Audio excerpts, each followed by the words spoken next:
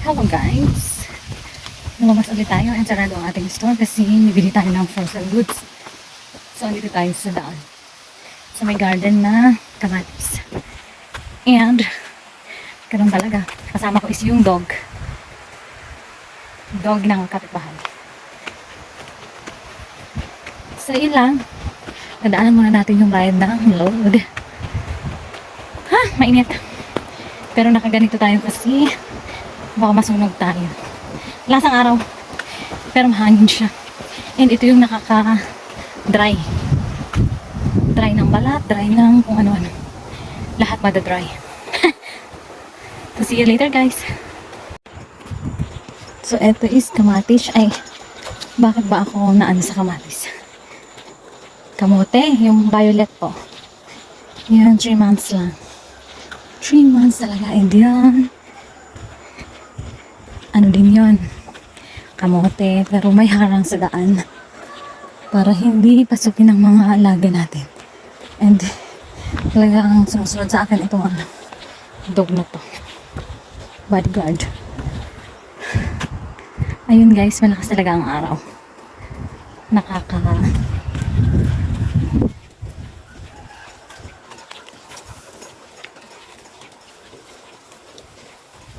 Bodyguard.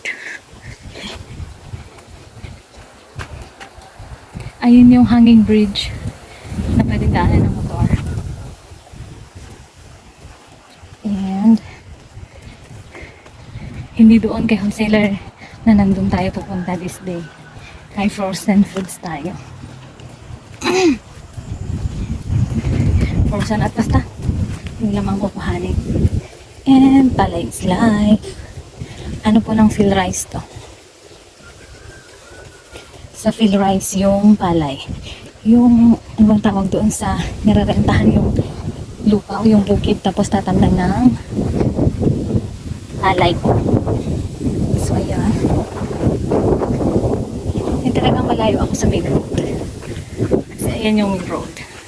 Diyan kami nag-aabang sa ano na yan. Dating palengke to. Pero nung umano na yung dumami na yung tindahan dito, wala na po. Ay, ano ba yan? Wala na masyadong pupunta dito sa amin para magtinda. So, hello sa kambing. Nene?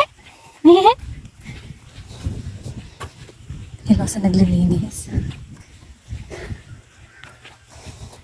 Tinatanggal yung mga damot-damot sa gitna ng palayan.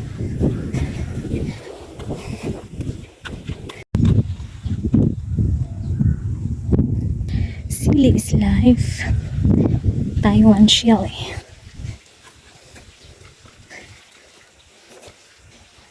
Taiwan sili.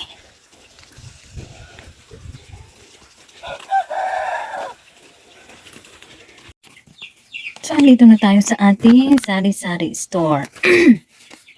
At ang napagbayadan natin is 1,495. So, may baon tayong tubig kasi talagang umaano yung ating lalamunan. So, ang nabili natin is 5 na Youngstown corned beef. Ito po ang mabenta dito sa amin na brand. And kape is life pa rin. So, 1 kilo yan. 4 na piraso. And then, isang tay na Kopi Ko Blanca.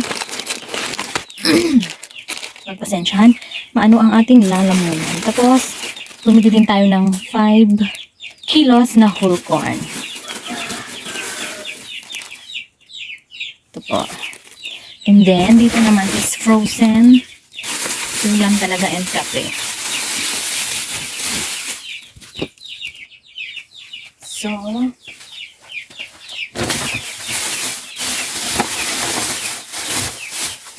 ito yung hindi natin nakuha nung linggo. Nakuha na natin yung 1 kilo na hotdog.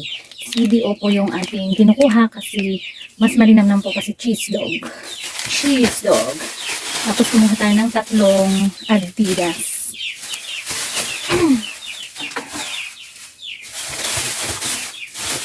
And then,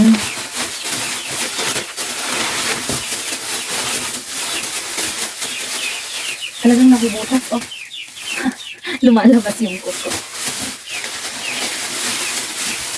And dalawang chicken legs lang. Wala tayong nakuhang bangus ngayon at saka basta bangus, yung boneless bangus at saka bangus, whole na bangus kasi is naubusan daw si wholesaler.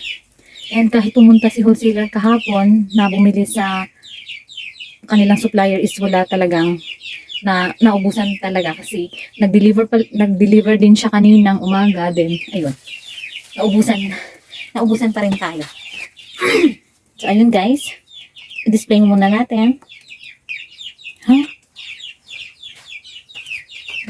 Display o ilagay sa ref? So, ilagay muna natin sa ref.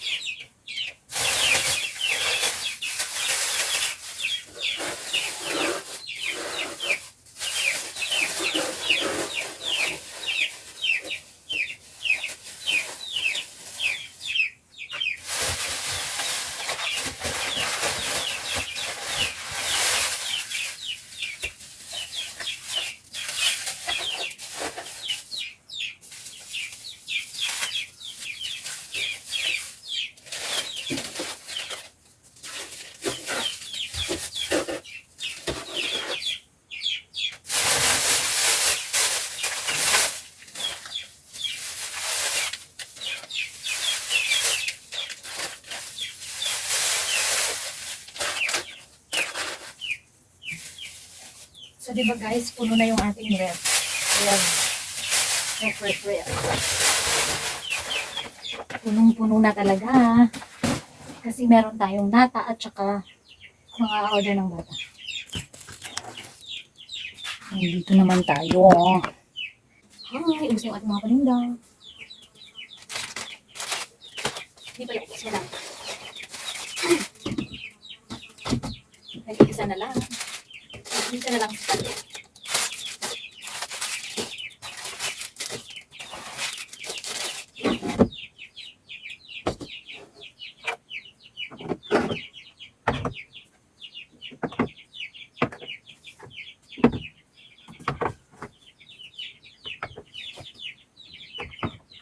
Oh, dito guys. And itabi natin ito kasi pupunta ulit tayo kay wholesaler number 1 mamaya. Kasi is darating siya galing Antaw. Nasa labas pa siya bumibili ng kanyang mga paninda. So later guys, so stress na maraming bata siguro mamaya.